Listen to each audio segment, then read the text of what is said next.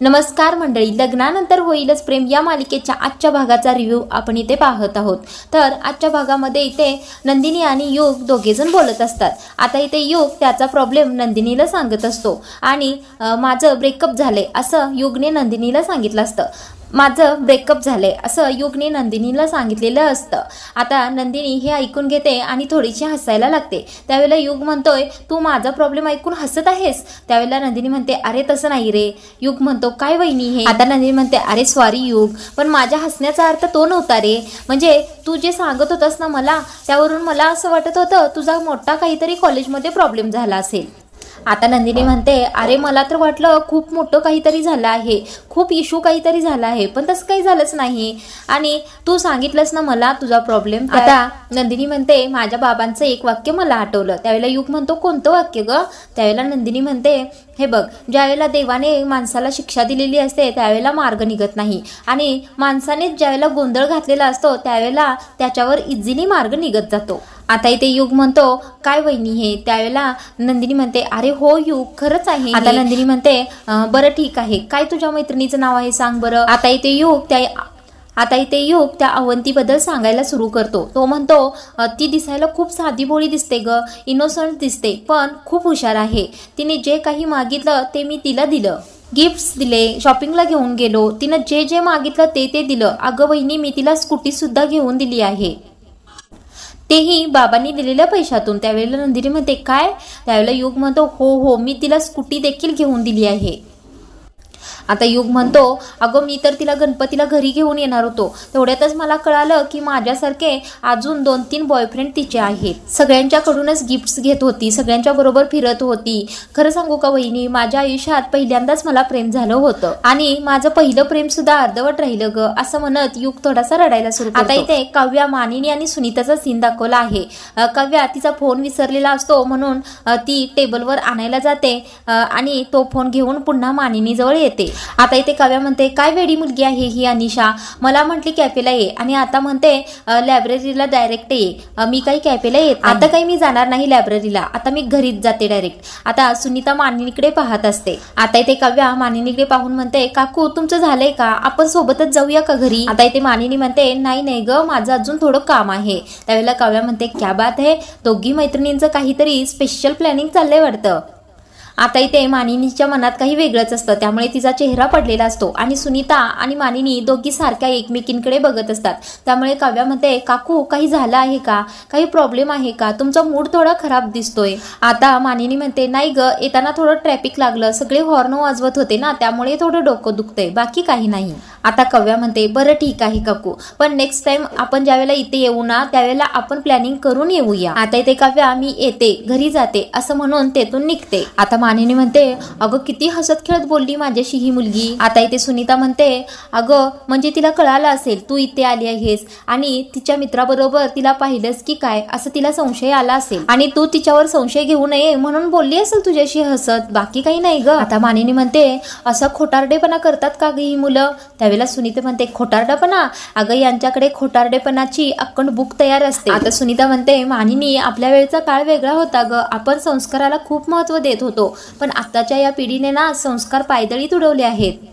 आता सुनीता म्हणते, म्हणू तुझी सून तर खूप पोचलेली आहे ग। त्यावेळेला मानिनी म्हणते, म्हणजे? त्यावेळेला सुनीता म्हणते, अगं ती दोघं ज्यावेळेला भेटायचीत ना त्यावेळेला सतत एकाच टेबलवर बसायचीत आणि त्या टेबलवर दोघांनी नावं सुद्धा कोरली होती। आता मानिनी म्हणते, काय सांगतेस? त्यावेळेला सुनीता म्हणते, मग काय, खरंच आहे, चल दाखवते तुला। आता सुनीता मानिनीला त्या टेबल जवळ नेते आणि JK असं टेबलवर लिहिलेलं असतं ते दाखवते।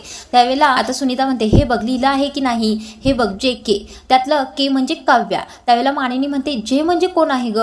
त्यावेळेला सुनीता म्हणते, हे तुझ्या सुनेलाच घरी जाऊन विचार ना। आता इकडे युग नंदिनीला सर्व काही सांगता सांगता रडायला लागलेला असतो। नंदिनी म्हणते, युग शांत हो।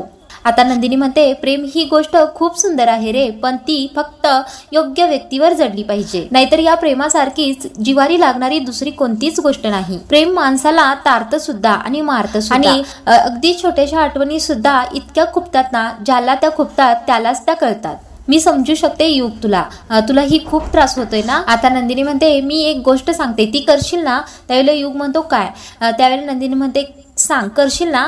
त्यावेळेला युग म्हणतो अगं वहिनी काय करायचं आहे? त्यावेळेला नंदिनी एक वही आणि पेन घेऊन युगकडे येते. आता नंदिनी ती वही आणि पेन युगला देते आणि म्हणते मी जसं सांगते तसं या पानावर लिही. त्यावेळेला नंदिनी म्हणते अरे लिही ना. त्यावेळेला युग लिहायला काही तयार नसतो. नंदिनी खूपच फोर्स करते की अरे लिही, मी सांगतोय तसं लिही. आता नंदिनी युगला लिहायला सांगते माझं पहिलं प्रेम अर्धवट राहिलं. आता युग देखील नंदिनी सांगते तसं लिहितो आणि ते लिहून झाल्यानंतर नंदिनी म्हणते हा कागद माझ्याकडे दे आणि दुसऱ्या कागदावर लिही ती मुलगी माझ्या योग्य नव्हती आणि ते युग लिहितो आणि तो कागद देखील नंदिनी तिच्या हातामध्ये घेते. आता तिसऱ्या कागदावर नंदिनी लिहायला सांगते माझ्या आयुष्यात खूप छान दुसरी मुलगी येणार आहे कारण मी युग आहे आणि युग तसं तिसऱ्या कागदावर लिहितो. आणि आता तिसरा कागद युगच्या जवळच ठेवायला नंदिनी सांगते आणि ही जी 2 कागद असतात ना त्यावर लिहिलेलं असतं की ही मुलगी माझ्या योग्य नाही आणि माझं पहिलं प्रेम अर्धवट राहिलं. या वाक्यांची 2 कागद नंदिनी युगला फाडून टाकायला सांगते.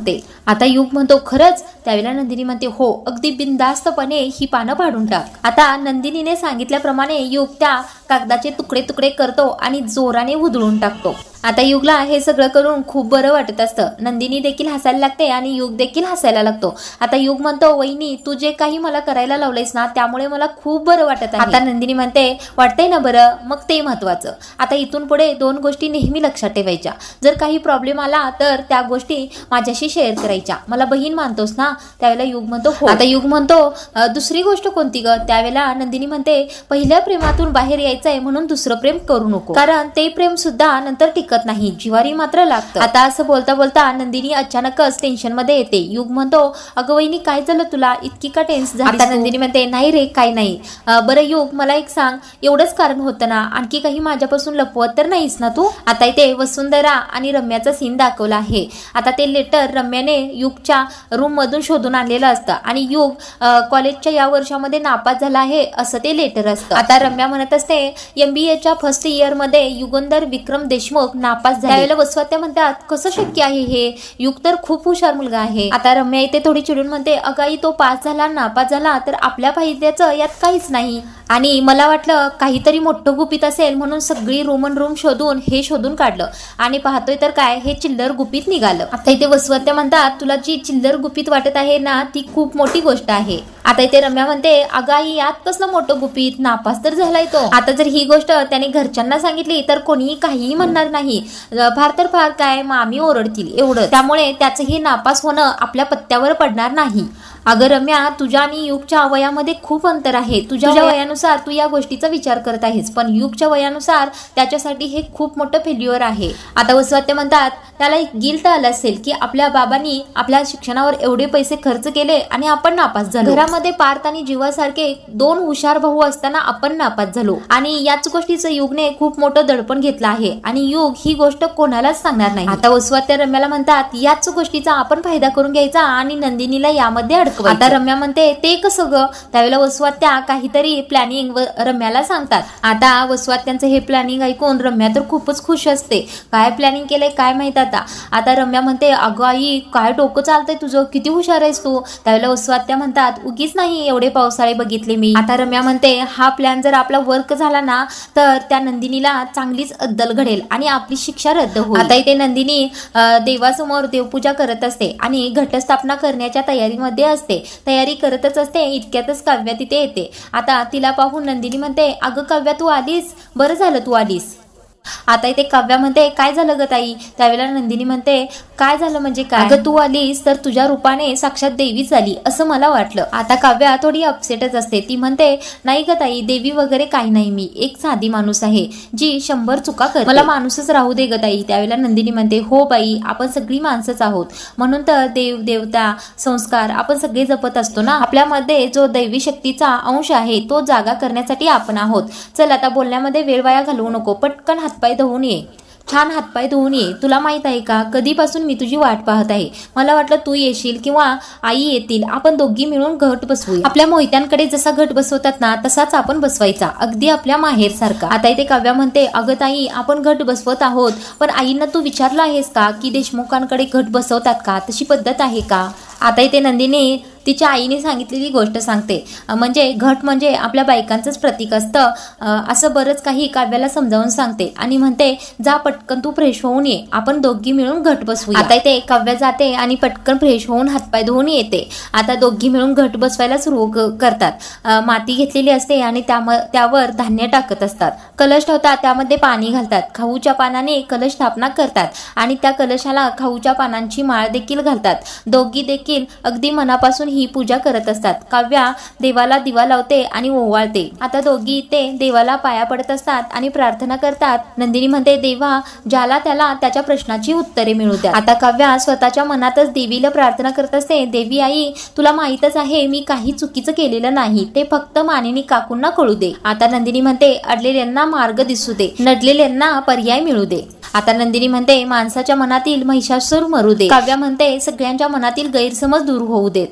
आता काव्या असं म्हटल्यानंतर स्वतःच्या मनालाच विचारते गैरसमजुतीचा रावण जळू दे असं मला का सुचलं बरे?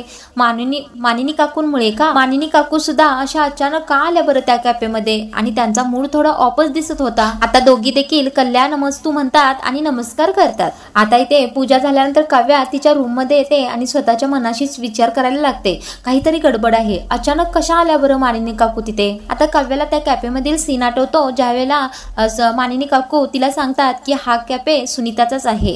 त्यावेळेला काव्या स्वतःच्या मनाशीच म्हणते हा कॅफे सुनीता काकूंचा आहे, मला काही माहित नाही.